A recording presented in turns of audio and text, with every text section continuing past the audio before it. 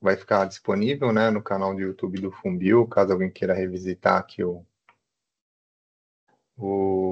as dúvidas que acontecerem, né, a apresentação. Bom, né, e aí eu queria fazer uns combinados, né, antes de começar. Pedir para deixar os microfones fechados durante a apresentação. As dúvidas que forem acontecendo, pode ir jogando no chat diretamente, né? E aí no final a gente responde elas todas na sequência, para a gente não parar nem de raciocínio da apresentação. E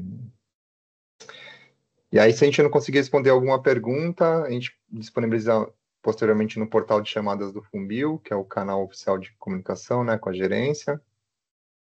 E é isso, vou começar por aqui.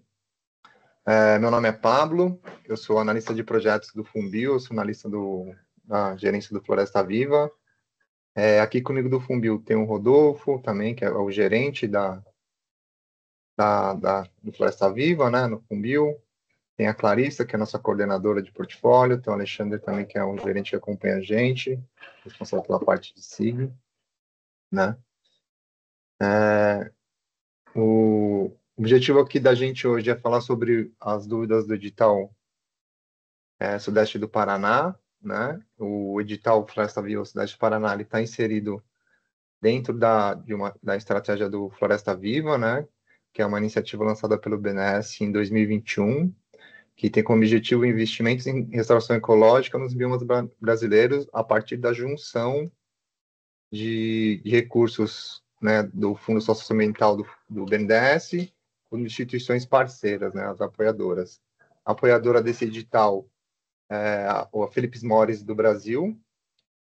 Então, eu gostaria de ver se o pessoal do BNDES, né, e o pessoal da Philip Morris quer dar uma palavrinha sobre o edital, a importância para as suas estratégias. Acho que aqui a gente tem o Guilherme e a Débora, né? Perfeito, Pablo. Obrigado. Eu posso falar pelo BNDES, né? A gente lançou o Floresta Viva em 2021 e de lá para cá já lançamos 8 editais e uma operação de fomento, né, estruturado. É uma iniciativa muito importante para nós, é importante também em linha com os objetivos do país, os NDCs, né, o Planaveg, e, e assim, a gente está muito animado, tá muito satisfeito com os resultados alcançados até então. Assim, nós temos ainda um longo caminho pela frente. Gostaria de agradecer o interesse de todos, né? De estarem alinhados com essa iniciativa do BNDES, tá? Então, a minha mensagem aqui é de agradecimento, né? E dizer que nós estamos muito empolgados com a participação de vocês. Débora, você quer dar uma palavrinha pela Felipe Morris? Sim, por favor. Boa tarde, pessoal. Então, é uma satisfação para a Philip Morris fazer parte dessa iniciativa.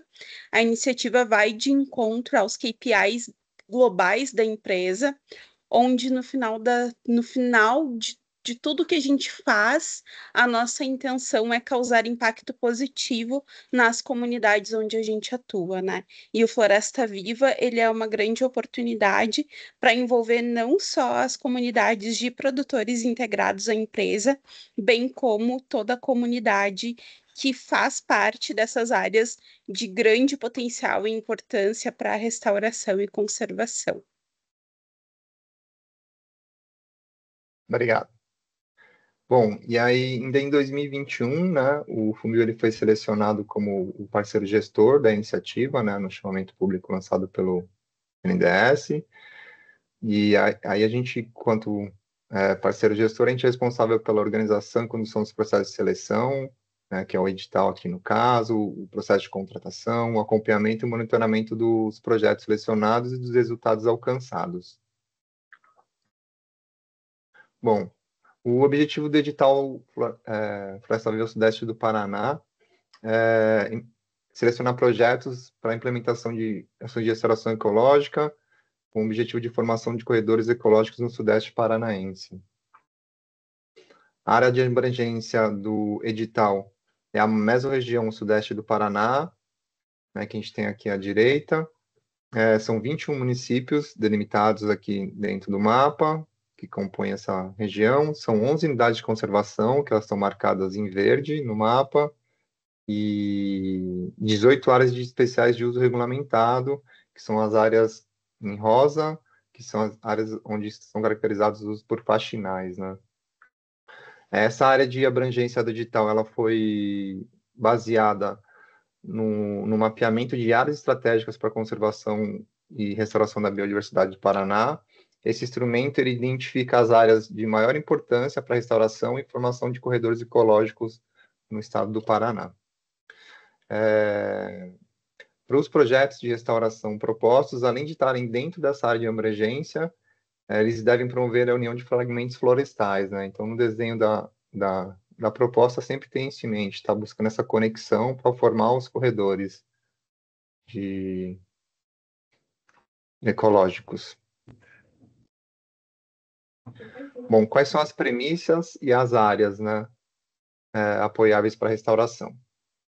As premissas para restauração são restauração com espécies nativas ou, em casos de restauração produtiva, espécies exóticas agrícolas não invasoras, né? E aí estão dentro espécies que a gente tem o cuidado que entram no processo de sucessão e que acabam saindo no decorrer dela, né, no sistema produtivo de restauração. E as áreas apoiáveis para restauração são as unidades de conservação, APPs e reservas legais em imóveis rurais de até 4 módulos fiscais e assentamento de reforma agrária. APP, reserva legal de assentamento de reforma agrária. Assentamento de reforma agrária ele pode ter mais do que 4 módulos fiscais. Essa regra dos 4 módulos fiscais ela é oriunda da fonte do recurso, que é do Fundo Socioambiental do BNDES. Por isso que a gente tem esse teto. Ainda dentro das áreas apoiáveis para a restauração, são os territórios quilombolas e de outros povos e comunidades tradicionais, terras indígenas completamente demarcadas, e aí destacando que unidades de conservação e terras indígenas é necessário apresentar a carta de anuência do órgão gestor e das comunidades e povos envolvidos. Quais são as instituições elegíveis para o edital? São instituições sem fins lucrativos, né, associações civis, fundações privadas ou cooperativas, legalmente constituídas há pelo menos 2 anos. Então, tem que ser sem fins lucrativos e tem que existir há pelo menos 2 anos. São coisas obrigatórias. E é desejável a experiência em projetos de restauração na região foco do edital, né?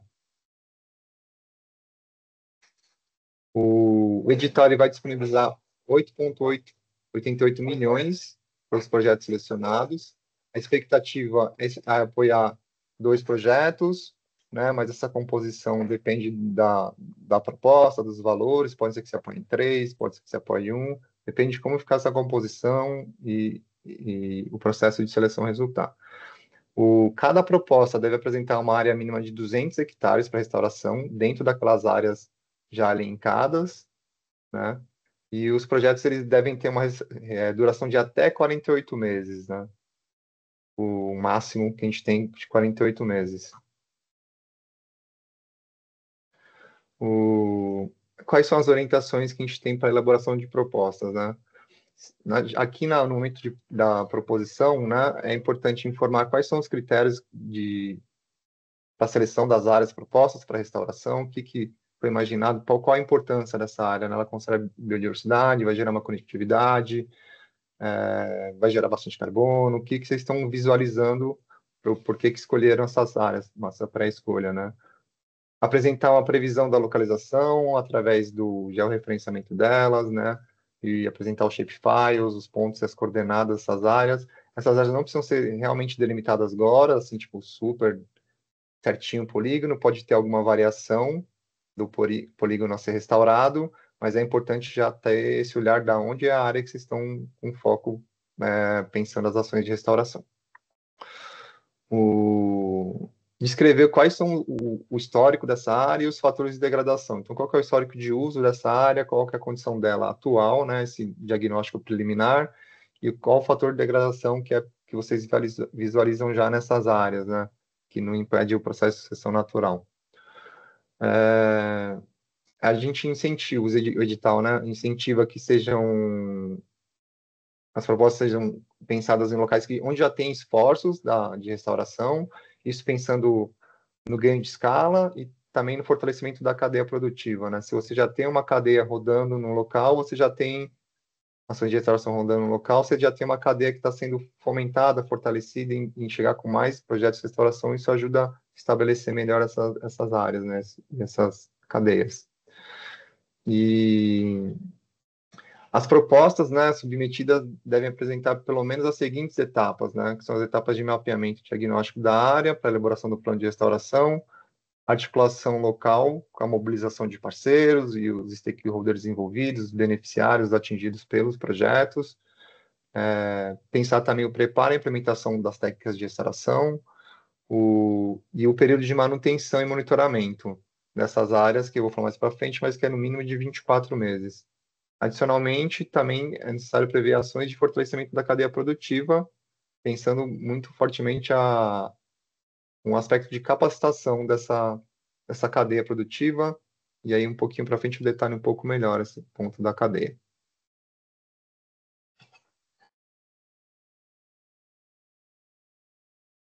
Quando vocês estiverem pensando na proposta, é importante ter em mente que vai ser necessário apresentar um plano de restauração dessa área. Então, vai ser o momento que vocês realmente, a proposta foi selecionada, vocês realmente vão para as áreas, levantar os polígonos que vão ser restaurados, né? Vocês vão ter 6 meses para apresentar esse plano de restauração. Ele deve ser construído de forma participativa com os atores locais, então vocês vão trabalhar com unidade de conservação, com assentamento rural, com comunidades rurais, envolver todos esses parceiros, às vezes alguma prefeitura que for parceira, envolver todos esses parceiros na elaboração do plano, para entender como que eles podem contribuir, como eles são afetados, para mitigar os riscos, né, e levantar as oportunidades. Os planos de restauração eles não podem ser elaborados em áreas para as quais já existem obrigações legais vigentes. Então, se já tem uma imposição de restauração para a área, não pode usar o recurso do edital para essa área, né? E aí, no plano de restauração, é para fazer um mapeamento definitivo, e aí entra com o diagnóstico mesmo ecológico da área, qual que é o aspecto que ela está, quais são os fatores de degradação de fato, né?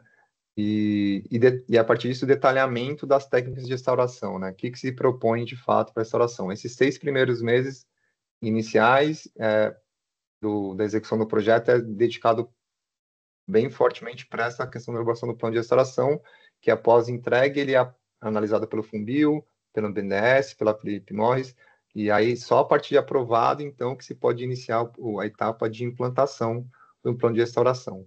Então, elaborou o plano, esse plano é submetido para o núcleo gestor do edital, que são essas instituições que eu mencionei, e aí, a partir dessa aprovação, que se pode iniciar a etapa de implantação. Então, quando for escolher a técnica, pensar sempre na relação custo-benefício, buscando também as alternativas de baixos custos, para a gente conseguir gerar um ganho de escala. Como eu já apontei inicialmente, podem ser pensados sistemas de restauração produtiva como sistemas agroflorestais e outros sistemas de restauração produtiva. E sobre o período mínimo, né, de implantação, que esses 200 hectares eles sejam implantados até o 24º mês de execução do projeto, a conclusão da implantação dos 200 hectares, para que se tenha a manutenção e monitoramento por no mínimo 24 meses, né, que é o estabelecido no edital. Então, por isso que a gente pensa na proposta de ter um teto de 48 meses, mas se vocês preverem que vão implantar 6 meses de elaboração do plano, e aí 12 meses para implantar tudo, vocês acharem que técnicas viáveis, vocês teriam 18 meses mais 24, dariam 42 meses, né? Então, a proposta poderia ter 42 meses. Não é obrigatório ter os 48, mas é obrigatório garantir os 24 meses de monitoramento, né? Então, quando pensar o cronograma de implantação, ter isso em mente, garantir esse mínimo de 24 meses. Para a cadeia produtiva da restauração, né? As atividades de capacitação dos atores locais da cadeia produtiva, né? É interessante pensar que elas devem ter a aplicação prática, né? Pensando na recuperação do bioma, e que, pensando nessa aplicação prática, que a gente o edital recomenda que seja envolvida essas pessoas na cadeia da restauração, né? Na cadeia da execução do projeto. Então, se vocês fazem capacitações de coleta de sementes, pensar, envolver esses coletores nas ações de restauração, trazer a aquisição de semente deles, para utilizar no projeto, para produzir muda, pensar que esse fortalecimento pode estar atrelado já à execução do projeto para ganhar corpo, né? E a manutenção e monitoramento das áreas, né? Como eu disse, são os 24 meses no mínimo, 2 anos, né? É necessário, e já pensar isso também no plano de restauração, a definição de indicadores, né, de restauração e os valores mínimos a serem atingidos ao longo da execução do projeto, né, nesse período de manutenção principalmente. E o edital ele já estabelece 3 indicadores, né? Então, além desses 3 indicadores, é interessante que as instituições, a partir do plano de diagnóstico que seja feito, proponham outros indicadores, né? Mas os indicadores previstos nos editais são cobertura do solo com vegetação nativa, né, a porcentagem de cobertura do solo, a densidade de indivíduos regenerantes, nativos regenerantes, e o número de espécies nativas regenerantes. São os 3 indicadores mínimos, então a proposta já tem que ter isso em mente, né? E pensar também que na permanência do projeto, após os 48 meses, né, porque dificilmente a gente vai alcançar o estado ótimo de restauração nesses 48 meses, pensar essa sustentabilidade das ações com parceria, às vezes com uma universidade, pode desenvolver um projeto de pesquisa associado e realizar as ações de monitoramento após esse período, até mesmo durante, mas também após a conclusão do projeto. E incluir também uma análise de risco e as medidas de mitigação para eventuais riscos e quais são como se alcança as metas, né, de restauração propostas. Bom, quais são as próximas etapas, né, daqui do edital? Esse eu falei um pouco do edital e aqui olhando um pouco para frente, né? A gente fecha agora na sexta-feira, dia 28, o período para esclarecimento de dúvidas e o portal de chamadas do Funbil. Então, se ficar alguma dúvida depois dessa conversa que a gente está tendo agora, vocês ainda teriam um período ali para colocar as dúvidas no portal, né? Então, mandando a dúvida até o dia 28, a gente responde na semana subsequente. E no dia 10 de março, a gente fecha o prazo para submissão de propostas, né? O prazo é até às 19 horas, do dia 10 de março, horário de Brasília. A submissão da proposta, envio dos seus anexos, tudo é feito por meio de um formulário eletrônico na conta do Google. Quem ainda não acessou, é interessante estar olhando já, é um formulário longo, carregar os arquivos demora um pouquinho, então não deixar para fazer esse início de submissão no dia 10, começar já essa semana, se quem não começou, já começar a dar uma olhada, ver o formulário, começar o preenchimento, precisa de uma conta Google para poder fazer a submissão via esse formulário. E enquanto você não envia o formulário, você pode ajustar as perguntas, as respostas e os arquivos, né? Então, você já pode começar a fazer a submissão agora, e aí, enquanto não enviar, não precisa alterar, né? É possível alterar, desculpa. Então, recomendo fortemente dar uma olhada no formulário, já quem não olhou. E após o recebimento da proposta e encerramento do prazo, né, de submissão de propostas, a gente faz a seleção das propostas em 2 etapas que estão previstas nos editais, né? Uma primeira é uma análise técnica, né? Desculpa, uma análise documental de enquadramento da proposta, né? Então, se a proposta foi enviada até a data limite, se a proponente atende os critérios de elegibilidade de instituições sem fins lucrativos com no mínimo 2 anos de existência, se for apresentado todos os documentos obrigatórios que são previstos nos editais do item 15, nesse momento, quais são os obrigatórios que estão no item 15, eu vou falar um pouquinho deles mais para frente, e se as propostas estão colocando a área mínima de 200 hectares. As propostas que passarem nessa primeira análise documental, nessa primeira etapa, elas seguem para a segunda etapa do processo de seleção, que é a análise da proposta, uma análise técnica pela comissão de seleção, que é indicada pelo Funbil, o BNDES e a Philip Morris, né? A Câmara Técnica, na Comissão de Seleção, ela avalia o escopo e pontua com base nos critérios que são estabelecidos no edital. Então, tem um quadro lá de critérios que é interessante também dar uma olhada para ver como que Está pensado esse processo de seleção, tem seus pesos, seus critérios bem detalhadinhos, subcritérios. As propostas que atingem 70% da pontuação máxima, elas são recomendadas, não quer dizer que elas são selecionadas, são recomendadas pela comissão de seleção. E a classificação é feita considerando a distribuição de recursos entre as áreas, né? E o montante total disponível do edital. Os anexos dos editais, eles estão disponíveis no portal de chamadas do Funbil, na tela de boas-vindas, né, que está nesse link, mas se inscreverem no Google Portal de Chamadas Funbil aparece, e aí está lá entre os editais lançados. Né, aqui você consegue clicar também nesse link que tem no portal, já joga para o formulário, né, e esses são todos os anexos que tem disponíveis. Né. Aqui o anexo G, que é uma declaração de residência de dependência, ele é uma sugestão, mas se vocês tiverem outro tipo de declaração, vocês podem também enviar, mas é importante ter esse conteúdo. E também tem o shapefile das áreas de abrangência do edital. Bom, e quais são os documentos obrigatórios previstos no edital, que é o item 15, né? É uma documentação bem simples, mas que é obrigatória até para a gente poder analisar o cadastro da instituição dentro do Funbil, que é o CNPJ, o cartão CNPJ mesmo, aquele que baixa no site da Receita, é o Estatuto Social vigente, registrado em cartório, né? Então precisa ser o que está vigente, não pode ser um que foi alterado depois. Ata de eleição e posse da diretoria em exercício, também registrado em cartório, né? Os documentos pessoais dos representantes legais, que são indicados, né, tanto na ata de eleição quanto no estatuto, e a comprovação de experiência da instituição proponente e da equipe, ela está também discriminada no item 8 do edital, como deve ser feita essa comprovação, através de testados técnicos, CRT, contratos, né, publicações, tem várias formas. As demonstrações financeiras dos últimos 3 anos, então são demonstrações financeiras que são importantes de ser apresentadas, não é o extrato da conta, não é o fluxo de caixa, são as demonstrações financeiras em si, dos últimos 3 anos. Se ainda não tiver de 2024 concluída, pode mandar de 2021, 22, 23, mais adequado que se mande 22, 23, 24.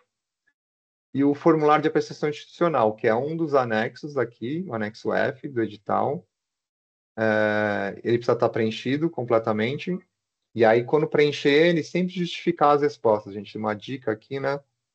Que foge um pouco do tirar dúvidas, mas a gente adianta um pouco aqui. Sempre que responder esse formulário de apreciação institucional do Funbil, que é uma ferramenta para a gente avaliar o nível de desenvolvimento de cada instituição, né? Isso não influencia o resultado da apreciação institucional, não influencia na contratação ou não do projeto. Isso é mais para a gente entender como que são as instituições e se elas precisam de um acompanhamento mais próximo, caso sejam selecionadas, né? Ele precisa ser preenchido e aí tem os seus campos de observação que é necessário estar sempre respondendo e justificando as respostas. E, bom, era isso, pessoal, da apresentação geral. E aí, se tiverem dúvidas, podem ir jogando no chat e a gente vai respondendo. Pedir apoio do Rodolfo para me ajudar, caso tenham perguntas já. A gente pode ir respondendo alguma coisa. Vou encerrar aqui. Boa tarde, Pablo. Acho que você pode ir lendo as perguntas aqui também, que eu acho que mantém um fluxo seu. Tá. E qualquer dúvida, eu estou por aqui também. Desculpa, eu vi a mensagem agora, o pessoal da Maternatura conseguiu entrar na reunião? Conseguiram entrar, a gente Tá. já tem alguns representantes do Mater aqui. Isso. Tem uma pergunta aqui da Isabela, né? Mesmo para as UCs já selecionadas no edital, é necessário apresentar a carta de anuência? Sim, Isabela, é necessário apresentar a carta de anuência, né?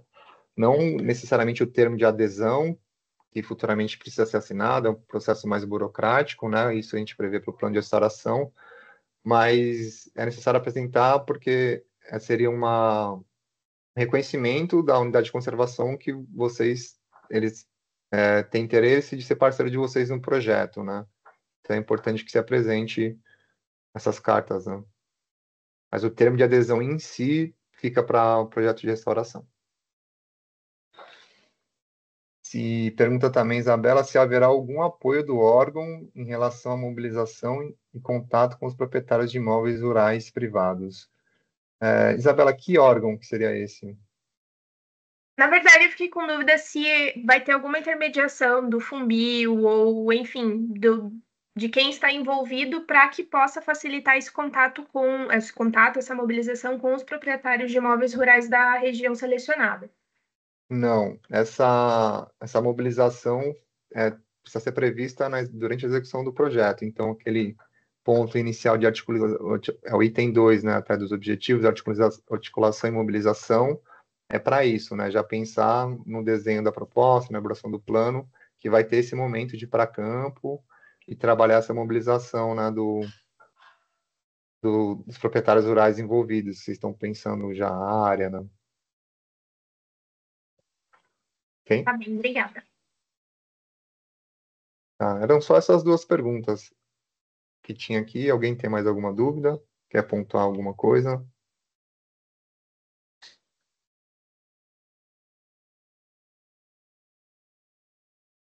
Pode ser no microfone também. Pode falar, José Antônio.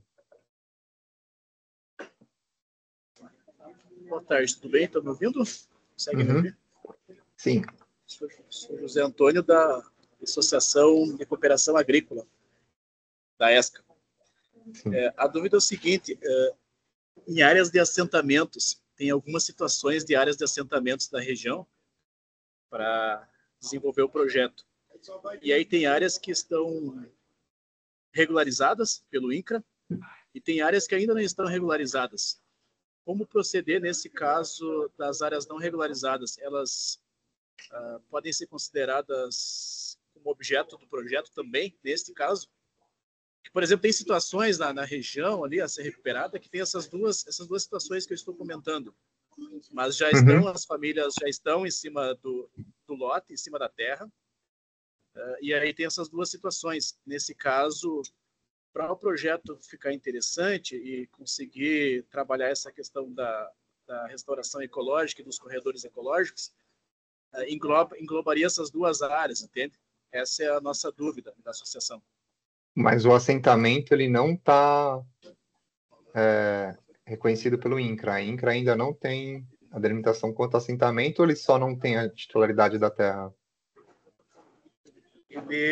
Essa situação que eu estou comentando, faz 37 anos que tem um assentamento, metade dele está regularizado e metade dele está em processo ainda para sair a regularização. Foi judicializado, né, no caso, pelo antigo proprietário. Isso faz 37 anos já.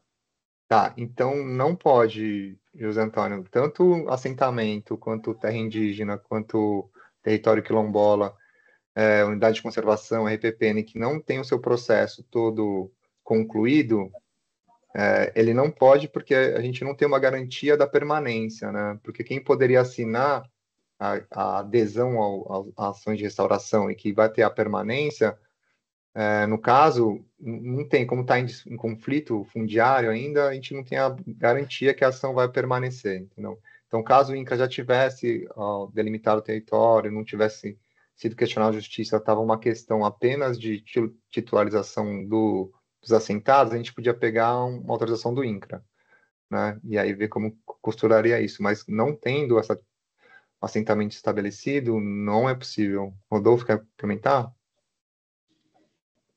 Gostaria de complementar, sim. Boa tarde, Zé Antônio. Boa tarde aos demais. É importante ter esse aspecto muito bem claro para todas as proponentes, né? Então, dentro desses 4 perfis de propriedades de imóveis rurais que estão aptos a receber as propostas, né? Então, unidades de conservação, sejam elas federais, estaduais, municipais ou particulares, pequenos imóveis rurais de até 4 módulos fiscais. Para esses imóveis, pequenos imóveis rurais, a gente entende que em alguns momentos toda a documentação não está disponível, então eles entram como elegíveis, desde que tenham 4 módulos fiscais. E os módulos fiscais variam de acordo com os municípios, né? Agora, para os outros, na verdade, para unidades de conservação, para territórios indígenas, assentamentos e outros territórios de comunidades tradicionais, aí sim precisa ter todo o processo regulamentado toda a documentação que indique, de fato, se é um assentamento, se o INCRA validou. Nesse caso que o José Antônio apresentou, então o ideal seria aproveitar apenas aqueles imóveis em que o INCRA já oficializou e que tem toda a documentação já estabelecida. Para os outros imóveis, para os outros proprietários dentro do assentamento em que não há uma documentação e que o INCRA ainda não considerou 100% regular, nesse caso não é elegível, a gente recomenda que não seja nem incorporado na proposta. Obrigado, é bem isso mesmo. A gente vai adaptar a proposta para as áreas regularizadas, então, né? Essa era a nossa dúvida, né? Porque é o mesmo assentamento, a mesma área, e aí tem esse imbróglio, né, com o INCRA, que está judicializado, que parte da região está regularizada e outra parte não. Mas esclarecida a dúvida. Obrigado. Imagina. Marcelos? Boa tarde. Estão me ouvindo? Sim. Ótimo. Eu prestei atenção que a questão do monitoramento, nós vamos ter que reservar 24 meses para essa atividade de monitoramento, perfeito? Sim. Eu pergunto se o projeto contempla, como seria visto por vocês que estão realizando o edital, a realização de atividades de educação ambiental durante o curso do projeto, mas principalmente nesse período, porque seria um período que poderia se trabalhar com a comunidade do entorno, algumas atividades de educação ambiental que viessem a contribuir com a criação de uma comunidade engajada com o projeto. Entendendo que depois desse período o projeto se retira, né, mas a comunidade ficaria assumindo, né, as atividades de manejo dos SAFs ou das estratégias produtivas que vierem a ser desenhadas para a unidade, para as unidades. Tá, sim, Marcelo, é possível prever essas ações, eu acho que elas se enquadrariam melhor dentro do objetivo de capacitações, e aí é sempre interessante prever o custo dessa atividade e quanto que ela impacta dentro do projeto, né? Lembrando que a gente é um projeto digital de restauração ecológica, então ter esse olhar que a restauração ecológica, de fato, seja o maior custo, né, do projeto, onde estejam direcionados os recursos, é importante, mas sim, são permitidas ações nesse sentido, porque estão atreladas ao monitoramento. A gente não está falando de educação ambiental e reciclagem, a gente está falando de restauração, educação ambiental e monitoramento das áreas de restauração, né? Então está bem atrelado aos objetivos do edital. Obrigado. Imagina. A Vitória perguntou aqui no chat, a Vitória da SPVS. Nas áreas de pequenos proprietários rurais, as anuências e matrículas podem ser enviadas depois, quando o plano de restauração estiver finalizado, correto? Sim, Vitória. Nesse momento, se vocês já tiveram parceria com algum assentamento, alguma associação de produtores, já que tiver uma carta de anuência para mandar, é legal, mas não é obrigatório. É obrigatório depois do plano de restauração, né? Durante a elaboração dele.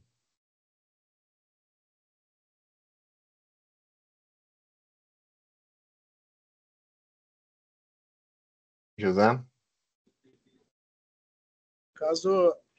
Nosso caso, né, da ESC, a gente está planejando e organizando o projeto para áreas de assentamentos, né, da região.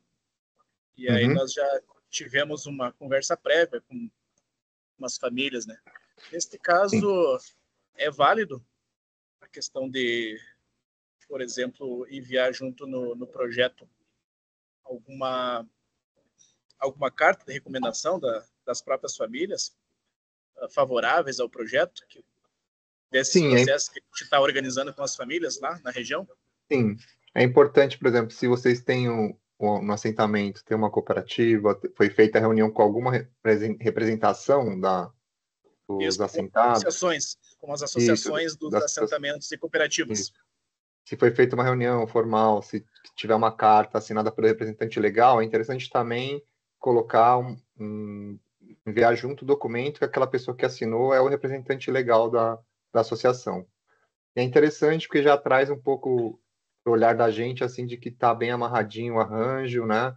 Que não é uma coisa que está muito no plano das ideias, que já está sendo materializado, que vocês já estão no território, então já tem essa articulação. Isso é interessante, sim. O que tiver já nesse sentido, é interessante que mande, e aí, se entender que as associações parceiras que se enquadrem como enviar o anexo B, né? Junto, desculpa. Tinha um áudio aberto aqui. Mas eu estava falando que se a associação, no entendimento de vocês, se enquadrar como uma parceira do projeto, né, vocês precisam também mandar junto essa documentação dela, que é o anexo B, né? Aí olhar detalhadamente. Se entender esse enquadramento. Se não entender esse enquadramento, não precisa.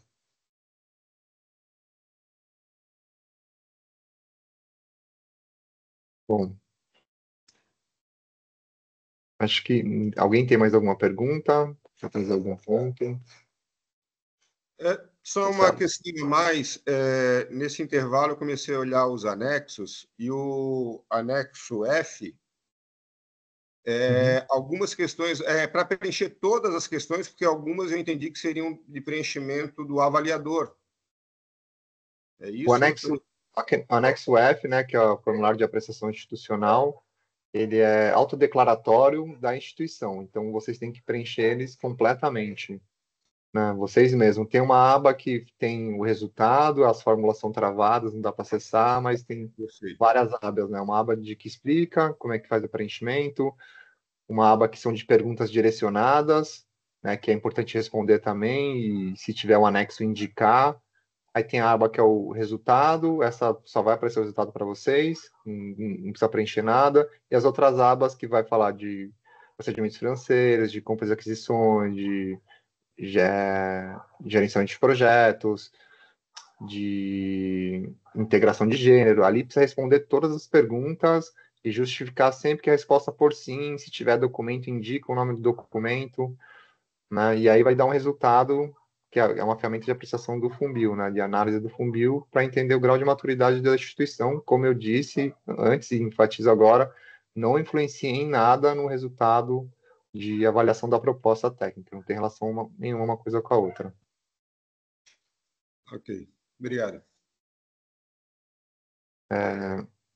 Tem uma dúvida que chegou aqui no chat, né, do Paulo. No texto do edital, está escrito: incentiva que as propostas priorizem... Opa, correu aqui. Incentiva-se que as propostas priorizem, quando possível, a técnica de condução da geração natural e que não ultrapassem 20% do total de áreas com a técnica de plantio adensado. Nos 200 hectares exigidos no edital, pede que no máximo 20% de plantio total o adensamento. É esse o entendimento? Não é uma imposição, Paulo, é uma sugestão, né? Isso, que é uma priorização. A gente sugere porque a gente entende que que a gente tem visto na iniciativa Floresta Viva, pensando nos custos de restauração, a gente entende que os projetos são viáveis economicamente nessa proporção, mas eu acho que é o entendimento da instituição, com a sua atuação local, com a sua experiência, né? Vai saber dizer melhor, né? Mas, obviamente, um projeto de 200 hectares, só de plantio total, ele não é viável dentro do edital. O custo seria muito alto, né? Então, a gente, com esse olhar que a gente está vendo dos projetos, a gente já entende um pouco, assim, como é que está sendo essa modelagem, mas é só uma sugestão, né? Uma priorização. A gente sugere que priorizem, mas não é uma imposição. Complementando, Pablo, os dois últimos pontos você falou, mas eu acho que é importante reforçar que a apreciação institucional ela não é a avaliação da proposta. É uma forma do Fumbio, da Philip Morris, do BNDES entenderem o perfil da instituição e fazer um acompanhamento da instituição ao longo da execução, caso ela seja selecionada. Um dos objetivos do Floresta Viva também é fortalecer aquelas instituições que promovam ações de restauração nos diferentes, né, editais lançados. Então, uma forma é a gente entender quais são os pontos de melhoria, quais são os pontos em que a instituição se destaca, e assim fortalecer aqueles pontos de melhoria. Então, é muito importante o preenchimento da apreciação institucional como um todo, atentando para quando não se tiver uma comprovação, a resposta deverá ser não ou não se aplica, e toda vez que a resposta for sim, apresentar aqueles documentos comprobatórios da resposta. Sobre a pergunta do Paulo Pizzi, só um ponto também de complemento ao que o Pablo já falou, mas reforço aqui, porque esse é um aspecto fundamental da avaliação das propostas no Floresta Viva, né? Há sempre um critério de avaliação do custo por hectare. Então, sempre se dá ou tende-se a dar maiores notas para aqueles projetos que conseguem, com o mesmo recurso, recuperar maiores áreas. Então, Paulo, Pise e todos os demais presentes se atentem a esse aspecto, né? Os critérios de avaliação, e um dos critérios de avaliação é o custo para o projeto como um todo, mas também o custo para as ações de restauração de fato. Então, acho que esse é um ponto bem importante a ser avaliado na elaboração da proposta.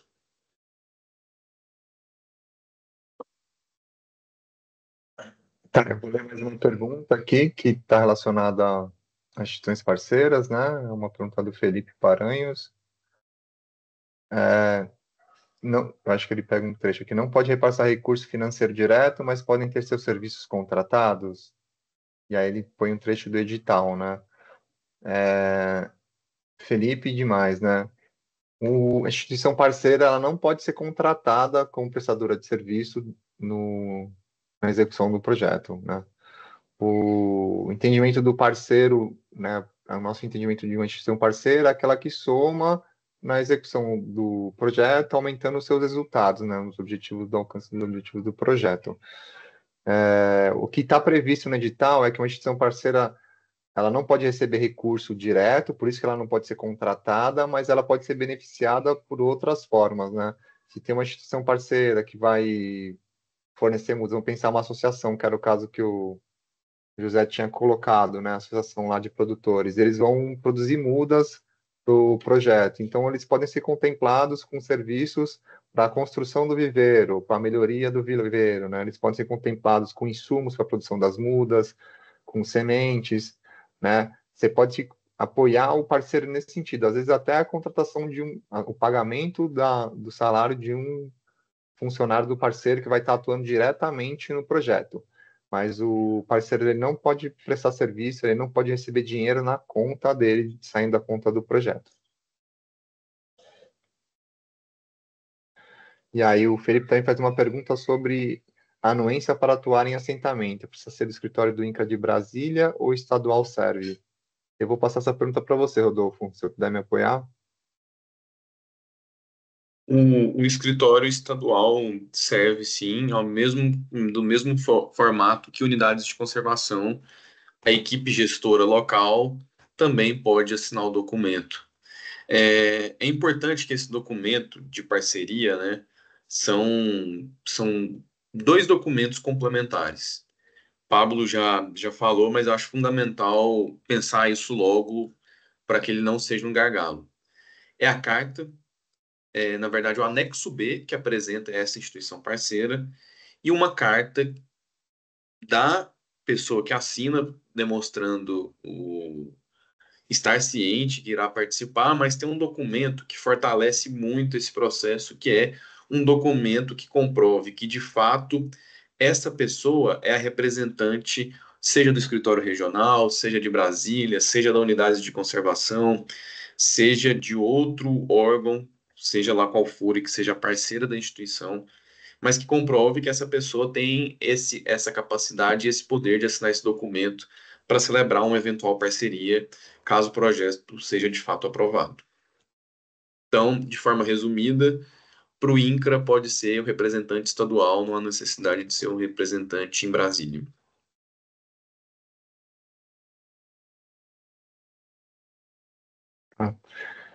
José Antônio, eu vi que você colocou aqui anexo B, carta de parceria. Na verdade, o anexo B é a identificação das instituições parceiras, né?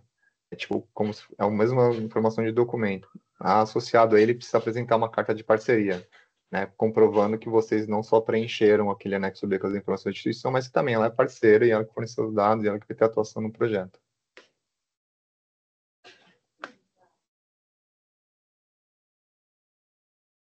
Bom, acho que é isso, né, pessoal? É o que eu vejo encerrar as perguntas. Gostaria de agradecer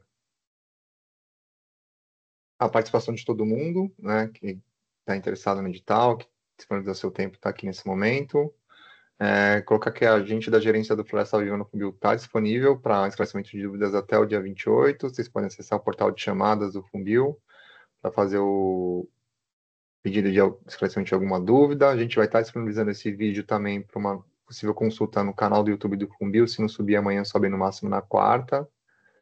E, em nome da gerência, queria desejar boa sorte a todos. Obrigado.